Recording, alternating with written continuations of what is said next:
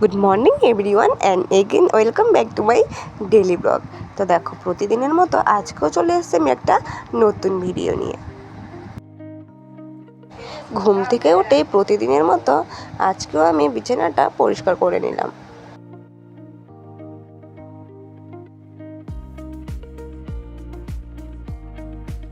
তারপরে দেখো, ঘরটা তো ঝাড়ু দিতেই হবে সকালে উঠে, তো ঝাড়ুটাও আমি দিয়ে নিলাম। আর এই যে মানুষটাকে দেখছো, এই মানুষটা আমাদের বাড়ির ছোট ডন। আর এনার সকাল সকাল উঠে বাথরুমে স্টার্টও হয়ে গেল। দেখো, তারপরে আমি চলে গেলাম ব্রাশ করতে।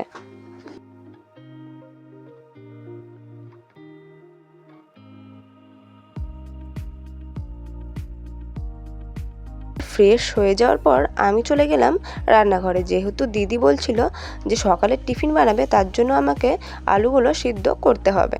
আর ওকে দেখো, আমি হেল্পও করছিলাম। ও লুচিগুলো বেলছিল আর আমি লুচিগুলো ছেঁকে দিচ্ছিলাম। দেখো, সব কিছু কমপ্লিট করে নিয়েই দিদি আর আমি বসে পড়লাম খেতে। আর এই দিকে দেখো, বৌদি মাটির দোয়াটা ঠিক করছিল আর ইনি গেছিল বৌদিকে হেল্প করতে। এমন কোনো মানুষ নেই যাকে উনি হেল্প করতে যায় না।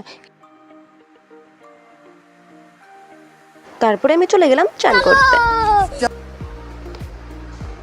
আর এইদিকে আমি চান করে চলেও এসেছি।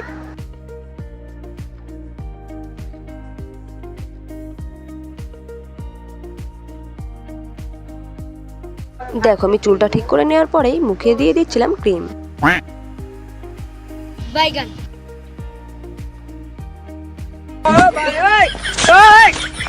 আর দেখো, এ সব সময় আমাকে ডিস্টার্ব করবেই। যখনই তোমরা আমার ভিডিও দেখবে, একে অবশ্যই তোমরা দেখতে পাবে। পিছন থেকে নানান রকম রিয়াকশন উনি দিচ্ছিল।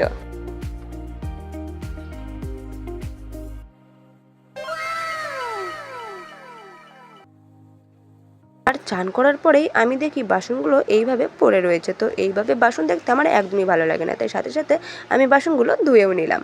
তারপরেই বসে পড়লাম খেতে। আর আমি খেতে খেতে মিষ্টিকেও খাওয়ানোর চেষ্টা আমি করছিলাম।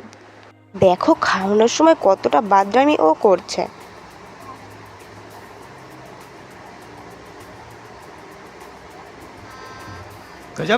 ওকে খাওয়াতে খাওয়াতে আমি নাজেহাল হয়ে গেছি। ওর পিছনে পিছনে ঘুরছি, তবুও উনি খাবে না। দেখো, উনি আবার খাওয়ানোর সময় গানও শুরু করে দিয়েছে।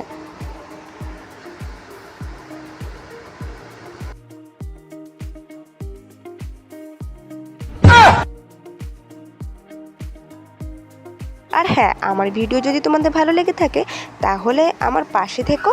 আর যারা ইউটিউব থেকে দেখছো তারা সাবস্ক্রাইব করো, আর যারা ফেসবুক থেকে দেখছো তারা আমার পেজটা ফলো করে দিও।